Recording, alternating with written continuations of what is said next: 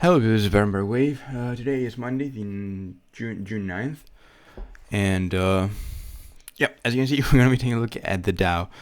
We updated this, and obviously by we I mean my ego and I updated this. I think it was May 23rd, so it's been a while. And as usual, I'm not gonna, you guys, if you've been around, you guys know me. I don't touch my accounts, which sounds very naughty. But I'm just lazy, so you're gonna see the way I left them last update. We're gonna update them. We're on the daily. We're gonna go pretty much straight into the 1 hour because I want to keep this video short. That's what she said. And yeah, yesterday was gold. I see you guys seem to like gold. Just once again, if you want to leave a feedback on every video, sort of appreciate it. And if you want to stay updated and subscribe, it really helps. It costs you nothing. And once again, it really helps. So with the Dow, I'll just zoom out a bit. Visibility. So as you can see, I'm pretty bullish. Now what I'll say is this: I recognize this the count you're looking at right now, 1 2 1 2 1 2, is extremely bullish. But I think we also need to recognize the fact that long term, okay, and that is the keywords, I'd say, long term, betting against the US is stupid, has proven to be stupid. Now, I'm not saying that tomorrow we crash and we don't reach all-time high for the next 5 years. That's possible. But long term, 10, 20, 30 years from now, assuming we're not going to be at all-time high, is stupid. Okay, so I recognize this kind of super aggressive. I should have I probably have others. Let's see. I just forget them. Why isn't this showing off? Okay, it's probably hidden. 3 down in A, what is that? No idea. Okay, what's here? Yeah, I guess I just update too many things that. Okay, this is another count which is actually very doable. 1 2 3 4 5 up in primary 1, but now it would assume that we are going up in a corrective manner, and we are going to pull back. So it's good I brought it up so you guys can see it. We're going to talk about it in the intraday. Let's see. Primary 5 down. Do I need to get on the daily to see this 5 down? No. Oh, because it's empty. Nice. Makes sense. So yeah, this would be the alternative, more bearish. For now, we're gonna stick to the bullish one, which is this one. Go straight into the hourly. Sorry I wasted your time a bit, but it is what it is, I guess. At least you get to enjoy my beautiful voice. Alright, now enough nonsense. This was how we left off. As I said, I don't touch my accounts. This was May 23rd, the last update, so it's moving as expected, which is nice, but not surprising because I did it. I'm just kidding, people. So it looks like this could easily be some sort of a triangle. So I'll zoom in for you. 1 2 here. Unlike what is it? Both the Nasdaq and the Dow, I believe we have a wave 5 breaks the previous wave 3 top, whereas in the Nasdaq and the S&P, if we kind of like this, we have a truncated fifth, which is extremely rare. I recognize that. I acknowledge that every video, but I always look at alternatives counts on those instruments. 1 2 flat 2 1 2 1 2 3 4 5 4 up in 5 sideways 4. Okay, now remember, okay, so alternation between 4, this many people get confused here. Alternation between 4 and 2 doesn't mean one has to be a zigzag and one has to be a flat. Alternation in the Elliott Wave theory, alternation between 4 and 2 says one has to be complex, and by complex it doesn't mean a complex correction, but time consuming, and the other one needs to be sharp. Okay, this would be the more the sharper one. This would be time consuming one.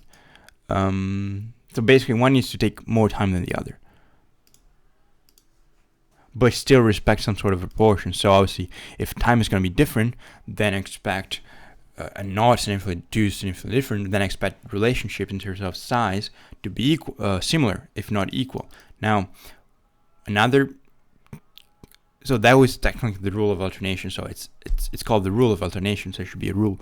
Now we have the guideline that says that corrections of the same degree will tend towards equality. So if we measure 4 against 2, we are expecting something close to equality, and 1.382. So it is very close to equality. It's something we want to see. So in a nutshell, let me look at the futures market, because I know there's some SHIT going on in the US right now, especially in LA, some protests. So the Dow is down 0.15%, so it's basically flat. So here, now remember, the more I zoom in, so just like in this case, the higher the probability of me making a mistake, which, yes, sounds absurd, Barry making a mistake, sci-fi, but I'm a human too, and I make plenty.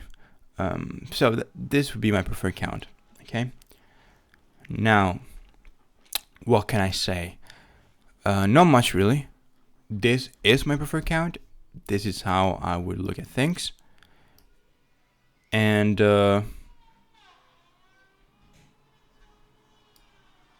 yeah, don't really have much to add on this count. Now you can look at relationships, you can look at many different things, you can look at volume. We're not going to do that for many reasons. First of them being I'm too lazy. But what we'll do is we'll look at the alternative, which is the one I presented earlier, and we're just going to take a look at it in more depth.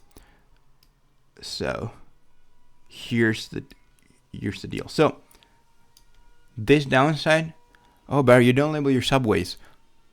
Kind of, I don't, for various reasons, as you guys know. One of them is I'm extremely lazy, but I see waves. I see them because I've been doing this for many years. I've been doing this technically professionally for a few years. So I see waves, and also yeah, the sum count here. So you just seen it. It's the same. Now what we need to focus on is this count here, and sorry, I need to point it so it won't bother. So it will be the same as the other count.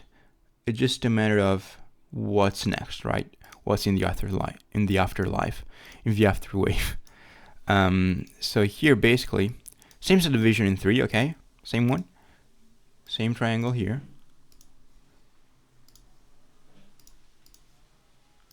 I should probably put all of these in a